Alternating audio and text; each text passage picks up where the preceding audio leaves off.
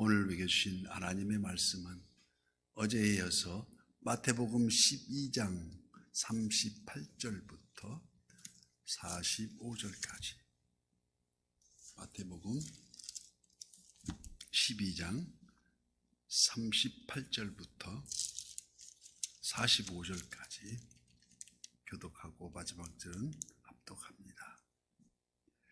그때에 서기관과 바리새인 중 몇 사람이 말하되, 선생님이여 우리에게 표적 보여주시기를 원하나이다. 예수께서 대답하여 이르시되, 악하고 음란한 세대가 표적을 구하나 선지자 요나의 표적밖에는 보일 표적이 없느니라. 요나가 밤낮 사흘 동안 큰 물고기 뱃속에 있었던 것 같이 인자도 밤낮 사흘 동안 땅속에 있으리라.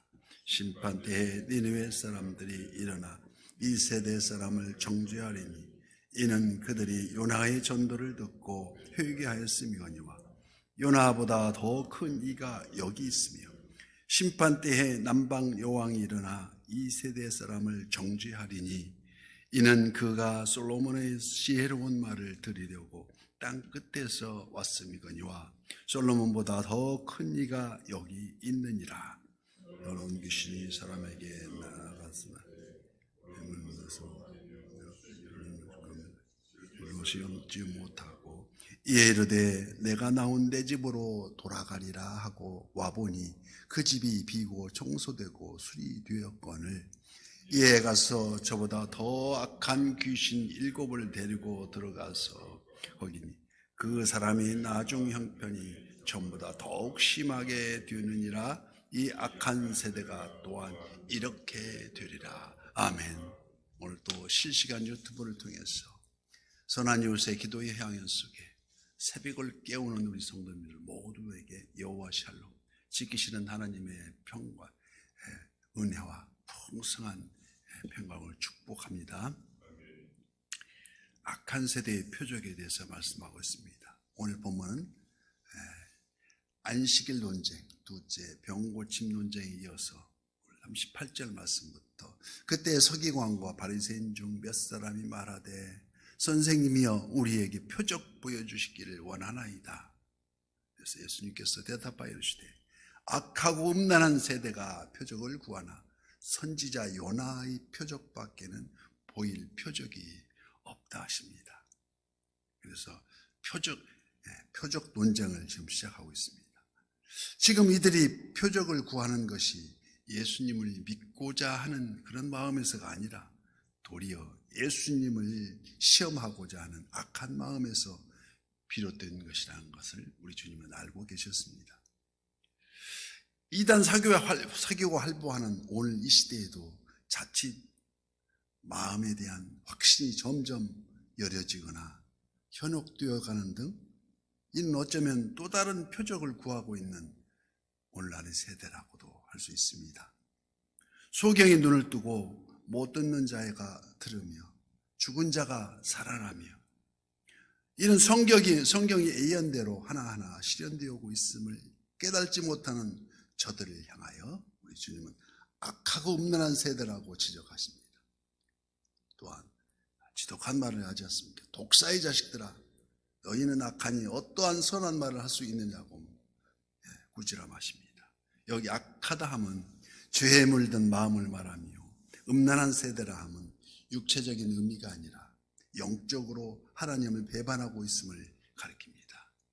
예를 들어서 이는 호세아 선지자가 지적했던 영적 간음으로 십계명 중에 제1계명 나 외에 다른 신을 두지 말라 하였거늘, 천명하고 있음에도 불구하고 아랑곳하지 않고 자기 욕망을 쫓는 자들을 가리켜서 악하고 음란한 세대라고 정죄하고 있습니다. 40절 말씀에 요나가 밤낮 사흘 동안 큰 물고기 뱃속에 있었던 것 같이 인자도 밤낮 사흘 동안 땅속에 있으리라 말씀하십니다. 요나의 표적은 그들도 잘 알고 있었습니다. 구약 선지자의 요나의 말씀에 불순종하여 큰 물고기 뱃속에서 3일 밤낮을 견디고 기적적으로 그 큰 물고기가 토해내서 살아나서 그때야 하나님 말씀에 순종하게 이르러 드디어 니느웨 성에 들어가 심판의 메시지를 전하게 되는데, 바로 이 요나의 표적이 마치 예수님이 십자가 대속의 죽으심과 또 제3일 만에 부활하심을 미리 예표하고 있다고 하는 것입니다. 여기 예수님께서 요나의 표적에 대해서 말씀하시면 그들의 중후가 이제 곧 예수님을 십자가에 달려 십자가 사건을 불러오지만은, 그러나 제3일 만에 사망 권세를 물리치고 영광의 부활을 성취하게 되심을 드러내는 것이라고 할 수 있습니다. 아기를 품고 표적을 구하는 저들에게 지금 주님께서는 최후의 마지막 표적에 대해서 이렇게 말씀하십니다. 41절 말씀. 심판 때에 니느웨 사람들이 일어나 이 세대 사람을 정죄하리니 이는 그들이 요나의 전도를 듣고 회개하였음이거니와 요나보다 더 큰 이가 여기 있으며, 또 다른 면에서 니느웨 사람들을 정죄한 자들이라고 할 수 있다는 것입니다. 무슨 말입니까? 그들은 요나의 표적을 받아들였으며 요나의 건성건성 전하지 않습니까? 하기 싫은데도 마지못해서 외쳐대는 그 가르침에도 그럼에도 회개함으로써 말씀에 순종하였다는 것입니다. 이에 반하여 표적을 구하고 있는 저들을 요나의 비교조차 할 수 없는 주님 앞에 순복하지 못하고 순종하지 못하고 그 후 친히 부활의 증거까지도 확연히 나타내심에도 불구하고 끝내 회개하기는커녕 마지막 표적까지도 은폐하려고 숨기려 하고 있었습니다. 그러므로 실제로 그래서 예수님이 시체를 도둑 맞았다는 등, 그러므로 심판 때에 니느웨 사람들이 일어나서 너희는 진짜 완악한 자들이라 하여서 정죄한다는 것입니다. 요나의 전도가 니느웨 사람들에게 마지막 기회였던 것 같이 예수님 십자가 부활의 최후의 표적으로 십자가 대속에 하나님의 큰 사랑 깊이 깨닫지 못하고 회개의 열매를 맺지 못하면 더 이상 구원의 길은 없다는 것을 말씀하십니다.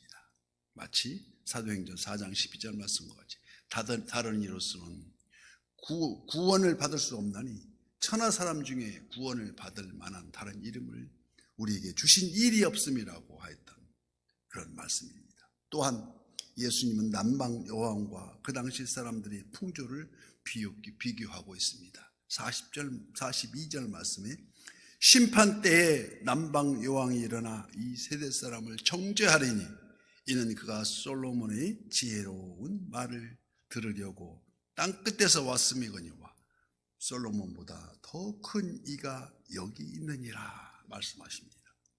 여기 남방 여왕이란 솔로몬의 명성을 듣고 찾아왔었던 에티오피아의 시바 여왕을 가리킵니다.